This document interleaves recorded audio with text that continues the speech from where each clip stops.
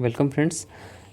यह प्रॉब्लम को देखें तो ये जो है वो आपको प्रॉब्लम मिल जाएगी बीसी पुनिया की सॉइल मैकेनिक्स की बुक में।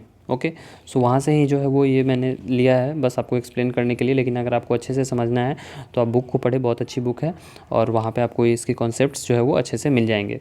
तो देखो यहाँ पे जो है वो बार्किन एक्सप्रेशन का यूज करके जो है वो हमें क्या निकालना है कि amplitude of vibration, calculate the change in percentage amplitude in terms of R. Okay, तो जो चेंज इन एम्पलीट्यूड है वो आर के टर्म में निकालना है। अगर सॉइल जो है वो 23% जो है पार्टिसिपेट कर रही है वाइब्रेशन में। और सेकेंड पार्ट है प्रॉब्लम का कि आर इक्वल्स टू 0.3 और आर इक्वल्स टू 2 पे भी वैल्यू हमें कैलकुलेट करनी है। तो सबसे पहले आपको मैं बता दूं बार्किन्स मेथड का जो फार्मूला है ये सभी आप बुक से ले सकते हो, बहुत अच्छी बुक है, आप जाएँ उसे ज़रूर पढ़ें। Okay, BC Punia. तो वहाँ से जो है वो बार्किन्स मेथड से आप ये फार्मूला सभी आपको याद होने चाहिए। ओके, वरना जो है वो आप मीन्स टैकल नहीं कर पाओगे प्रॉब्लम को। तो हम लोग शुरुआत करते हैं। तो जैसे कि ये मैंने एक्सप्रेशन लिख दिया ओमेगा एन और एजेड की, तो आर की। अब यहाँ से जो है वो हमें क्या कहना है, हमारा जो प्रॉब्लम में दिया गया हुआ कि आर के टर्म में हमें सब कुछ लिखना है। ओके, सो आप देखो कि इस वाले प्रॉब्लम में अगर आप देखोगे तो ये जो है ओमेगा एन जो है वो इन्वर्सली प्रोपोर्शनल टू 1/√m है। तो वहाँ से जो है ये दोनों मैंने लिखा। ओके, आई होप कि आपको ये समझ में आ गया होगा, कोई प्रॉब्लम नहीं होगी। और इसके बाद जो है वो अगर आप देखोगे कि ओमेगा एन जो है वो आर के इन्वर्सली प्रोपोर्शनल है। वो आपको कैसे पता चल रहा है, तो वो यहाँ से पता चल रहा है। ये वाला देखो और फिर ये वाला देखो, तो omega N is inversely proportional to R. Okay, so finally जो है वो हम लोग इन दोनों का यूज़ करके, इसका और इसका यूज़ करके R is inverse directly proportional to √m ये लिख सकते हैं। ओके, अब यहाँ तक जो है वो आई होप कि आपको क्लियर हो गई होगी बात।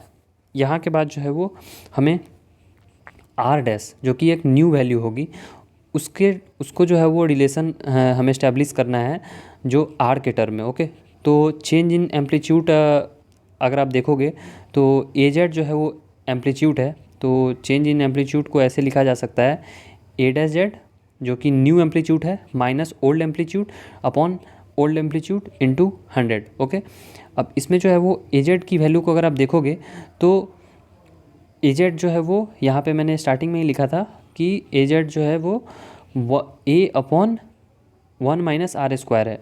सो यहाँ से आप देखो कि जो ए डैश जेड है, ए जेड डैश है, उसमें ए की वैल्यू तो नहीं बदल रही है, यानी स्मॉल ए की वैल्यू तो नहीं बदल रही है, लेकिन आर डैश की वैल्यू बदल रही है। ओके, अब आर डैश की वैल्यू जो है वो बदल रही है, तो यहाँ पे फाइनली जो है वो हम लोग परसेंटेज के टर्म में ऐसे लिख सकते हैं। लेकिन अभी भी जो है वो पूरी तरह से जो है वो आप देखो कि इसमें फाइनल फर्स्ट पार्ट जो है हमारा प्रॉब्लम का वो आर के टर्म में लिखना था, वो हमने लिख दिया। जैसे अगर आपने देखा हो कि calculate the change in percentage of amplitude in terms of R. Okay, so R वाला पार्ट यहाँ तक तो कंप्लीट हो गया। लेकिन अब हमें जो है वो प्रॉब्लम का सेकंड पार्ट कैलकुलेट करना है, जिसमें जो है वो आर की वैल्यू 0.3 और 0.2 है, सॉरी आर की वैल्यू 2 है।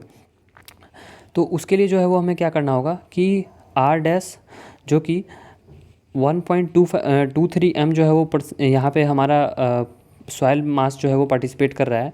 इसको आप समझें कि ये मैंने क्यों लिखा कि प्रॉब्लम में दिया गया हुआ है कि 23% of the soil mass is participating.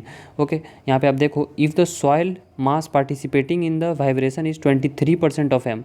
इसका मतलब क्या है कि जो हमारा ब्लॉक फाउंडेशन होगा, जैसे सपोज करो कि ये ब्लॉक है और ये किसी अगर सॉइल पे स्टेटा पे रखा होगा, तो इस ब्लॉक का अगर मास m है तो 0.23 मास सॉइल का जो इसके नीचे है वो साथ में इसके वाइब्रेट कर रहा होगा। तो इसीलिए जो है वो हमारा टोटल मास कितना हो जाएगा, 1.23 m हो जाएगा। मीन्स ये ब्लॉक का मास तो आएगा ही, और साथ में जो सॉइल इसके साथ वाइब्रेट कर रहा है उसका भी हम लोग मास ऐड करेंगे, इसलिए जो है वो न्यू मास हमारा 1.23 m हो गया। आई होप कि आपको ये बात समझ में आई होगी। अब इसमें इस वजह से ही यहाँ पे जो है वो मैंने mass if 23% soil is participating in vibration, तो m डैश की वैल्यू 1.23m हो गई।